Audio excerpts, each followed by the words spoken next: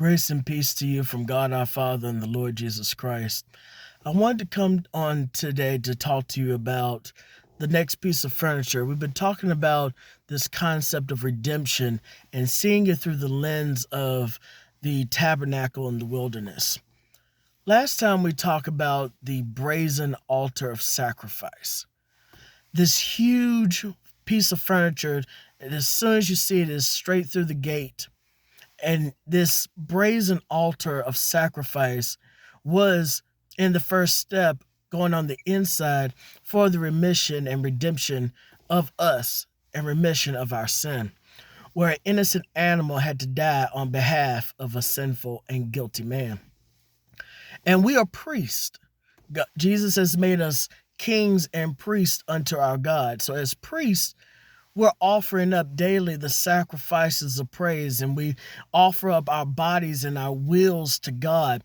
Or as Paul would say in Romans 12, I beseech you, brethren, by the mercies of God, to present your bodies a living sacrifice, holy and acceptable unto the Lord, which is your reasonable service. So we're sacrificing metaphorically in our walk with Jesus, our bodies and our minds and our wills. We give it up to Jesus.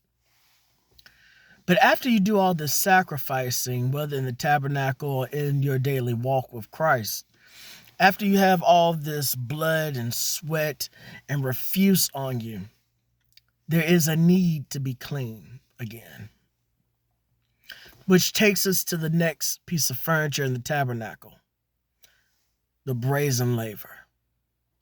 Brazen laver was a piece of furniture probably around 3.5 feet tall, very wide basin of water. And it was made out of brass. And brass in those days, well, actually is actually copper. Out of those days is what we now use for mirrors. A lot of the women in those days would have copper or brazen circles, and they were shiny enough to where you could see your reflection in it. And it was of these mirrors that the women gave that they formed the brazen laver. Now, something about brass also deals with judgment. Just as we go into the later pieces of furniture, we'll see what each piece and their materials mean. But brazen, anything, copper, brass, these refer to judgment. So as sin was judged on the outside, now we are still judged after we are clean. The Bible tells us that also that judgment must first come or start or begin at the household of faith. So we're dealing with priests on the inside. So these aren't the sinners on the outside. These are the priests that are functioning on the inside of the church. This is you and me, those who have come to Christ, but you still need to be cleaned. Getting that refuse off of you. The Bible speaks of a putting on of the new man, where your inward man is renewed day by day. There's a little piece of you that's not like Christ. There's a piece of me that's not like Christ. And to be conformed to the image of Christ, we have to take off the old man and put on the new. However,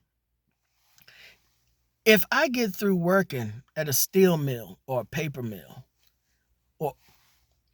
and I come home, throw on a brand new suit and go to church, but I didn't take a shower or didn't take a bath, I'm still stinking.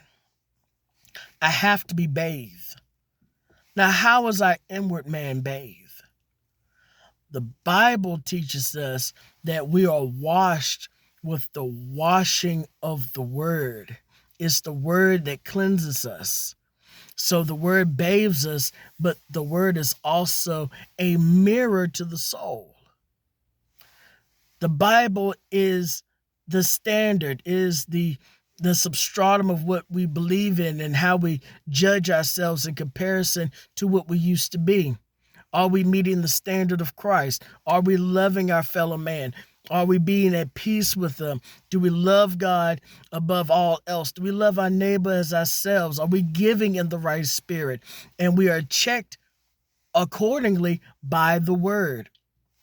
The word is not given to us for us to be spiritual fruit inspectors. It's not for you to be able to point at somebody and check them out. I'm inspecting your fruit. No. The word must come to you first. Am I living up to the standard? Because God will show you, God will show me, He'll show us all where we are in Him by His word. That's what the word is. The word cleanses us. The word gets us ready to get all that nastiness off of us. Because when we first got saved, we still had a whole lot of junk on us. Tell the truth. Shame the devil. A lot of us, we first got saved, we still had a bunch of issues. Some of us still were cussing. Some of us still had a lustful eye. Some of us were still gossiping. We had a whole bunch of issues. There are a lot of people first get saved and they can't put a liquor bottle down. But more and more, God washes it off of you. And as that old man is washed on, you are putting on the newness of life every day. It was a woman I knew, Mother Reva Wade, used to say, "Lord, save me every day."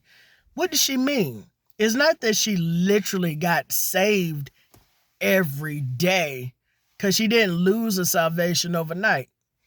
But she was saying, "Lord, make me over again. Wash me afresh. Forgive me the things I've done. Anything that's not like you, take it out of me and take it off of me and put you on." She was praying the words. She was "Lord, make me like you every day. Let me die, take me off, and you cover me." So that's the lavor. After we've sacrificed, given of ourselves, there's still a washing that every Christian has to have. It also shadows baptism, coming to the water that we have now in baptism, the going down in the water, saying that we are buried with Christ, and coming up again, we are raised with Him in the newness of life. But after that baptism, there is still a continuation, a perpetual cleansing that we must all have. I pray you've gotten something out of this. Remember the laver, the cleaning place where we must all go and have to go every day to be more like Jesus. Be clean. I love you. Heaven shine upon you, and God bless.